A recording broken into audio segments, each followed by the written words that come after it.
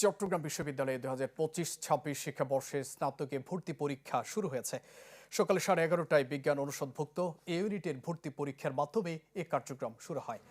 এ ইউনিটের অধীনে মোট আসন রয়েছে 1093টি, যার বিপরীতে আবেদন জমা পড়ে 87,694 জন, যা ইউনিট ভিত্তিক সবচেয়ে বেশি আবেদন।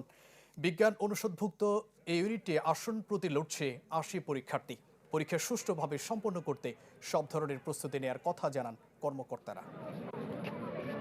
রেল স্টেশন থেকে আমরা ট্রেনের মাধ্যমে আসছি, শাটলের মাধ্যমে অনেক ভিড় ছিল, কিন্তু তারপরেও আমরা সকাল সকাল চলে আসার কারণে আমরা কোনো ব্যাগ পেতে হয় না, আমরা চলে আসছি। ট্রেনের আলাদা ব্যবস্থা আছে, ওইটা অনেক ভালো। আর মানে সব বাকি ভার্সিটি থেকে চিটাগাং ইউনিভার্সিটি আমার কাছে বেস্ট লাগে।